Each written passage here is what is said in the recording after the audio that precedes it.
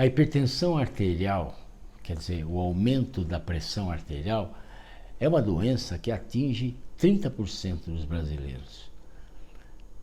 O pior não é só essa quantidade, o pior é que muita gente tem hipertensão e não sabe.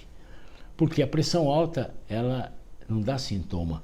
E por conta disso também a adesão medicamentosa é muito baixa. Então a gente que para de tomar medicação por conta e ficam expostas aos riscos, né, da hipertensão e as consequências que tem a hipertensão.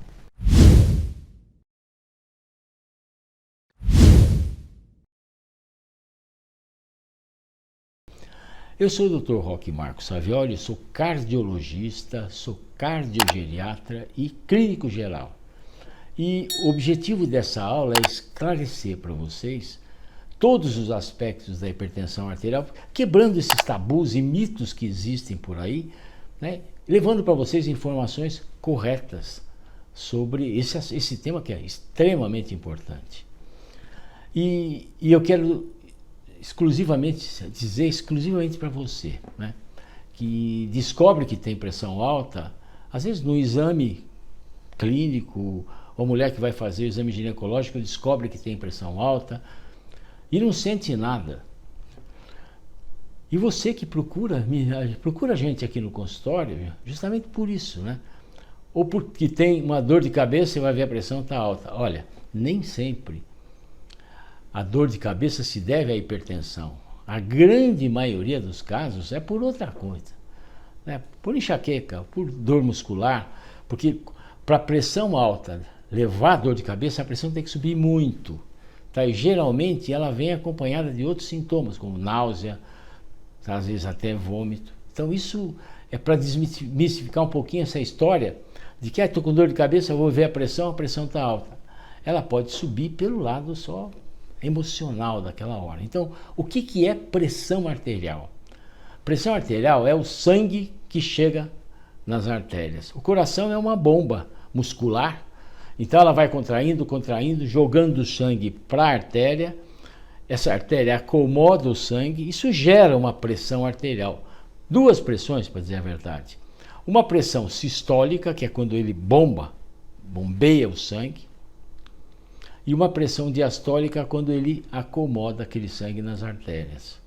Então a pressão sistólica é aquela primeira que você observa quando está medindo.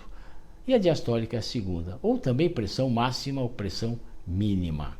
E quando é que é considerada hipertensão? Olha, a enormidade de estudos que saíram agora, recentemente até, um estudo chamado SPLIT, mostra que a pressão arterial, que ela é normal, que é uma pressão arterial que você não tem risco nenhum, é 12/8. Então esses valores foram estabelecidos mundialmente. Então 12/8 é uma pressão normal.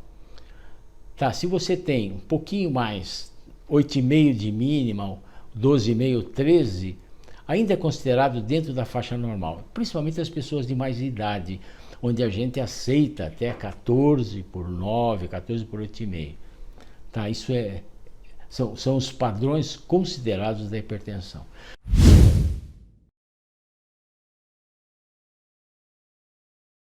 Por que eu sou hipertensa? Olha, eu respondo para você, que está aqui do meu lado, né, que 95% das pessoas que têm pressão alta, a gente não sabe a causa.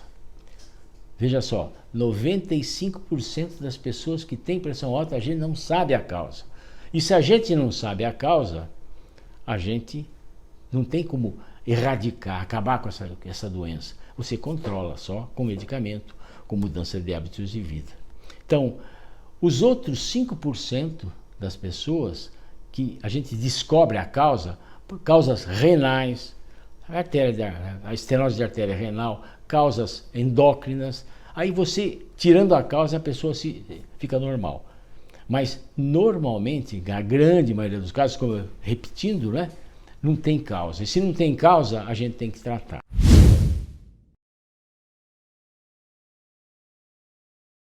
Primeira coisa, obesidade. A obesidade é uma situação muito complicada. É uma situação que é muito frequente hoje, né? Hoje a gente sabe que no Brasil 50% das pessoas têm sobrepeso. Quer dizer, olha só, metade da população brasileira tem sobrepeso e 20% da população brasileira tem obesidade. E a obesidade, ela é hospedeira de muitas doenças. Uma delas é a hipertensão. E a hipertensão arterial, na pessoa obesa, ela pode levar a graves complicações, né? A primeira complicação da hipertensão arterial é acidente vascular cerebral. Isso é a coisa que mais acontece por várias razões, principalmente por descuido das pessoas, né? Porque como a hipertensão não dá sintoma, ela não toma medicamento ou deixa de tomar por conta própria. E às vezes o primeiro sintoma já pode ser o AVC. Então a obesidade é uma situação complicada, é uma situação que você tem que controlar.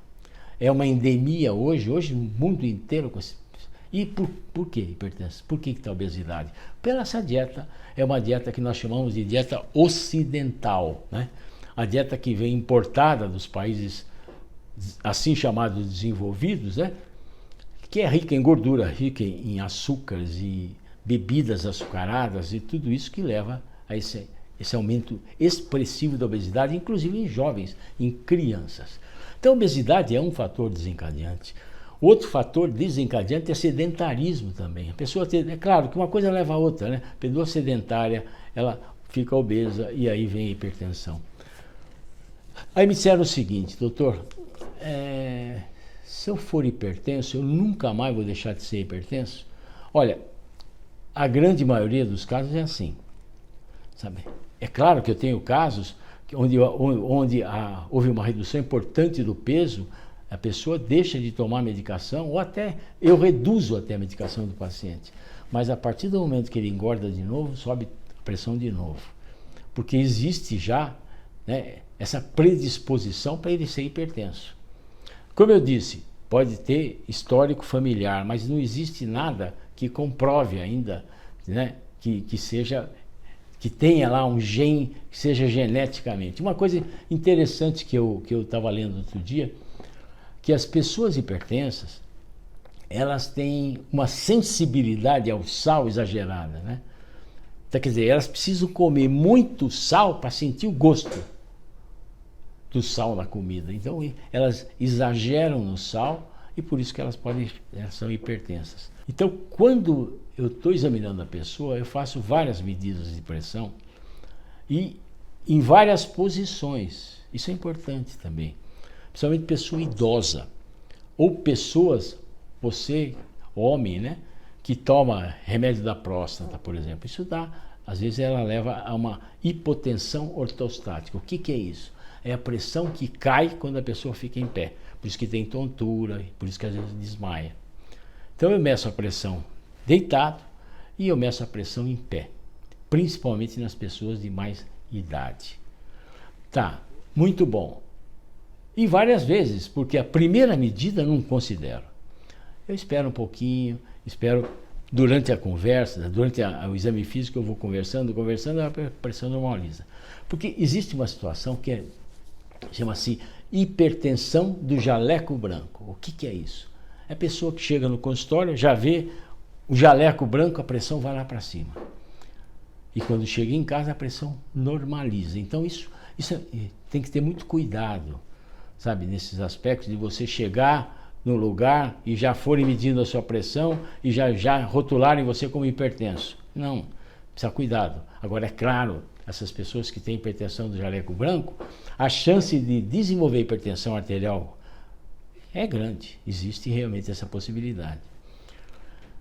E tem o contrário. São pessoas que chegam no consultório, a pressão está normal e em casa a pressão sobe. Chama-se hipertensão mascarada.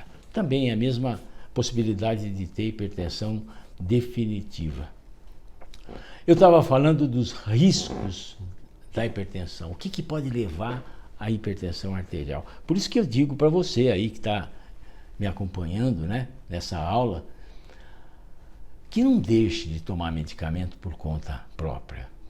E que você cuide da sua pressão, tome os seus cuidados, porque realmente as complicações são sérias. Como eu disse, a primeira, acidente vascular cerebral.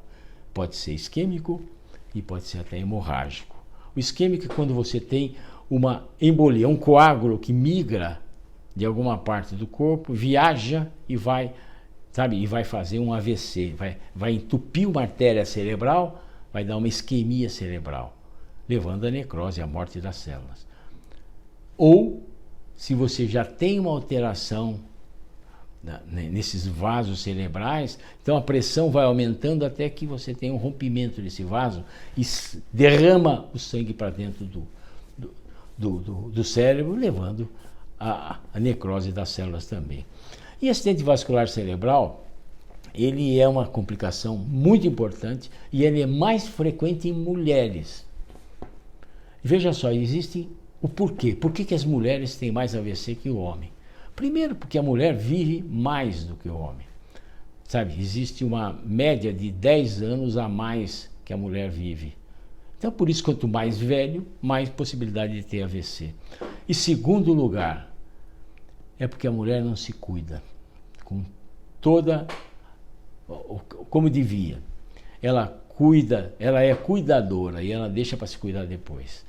E a mulher não acredita que a doença cardiovascular seja tão importante quanto o câncer de mama, câncer de ovário. Então ela se preocupa mais em procurar o ginecologista e esquece de procurar o cardiologista, onde o risco de ter uma doença cardiovascular é grande, principalmente na perimenopausa e na menopausa e pós-menopausa.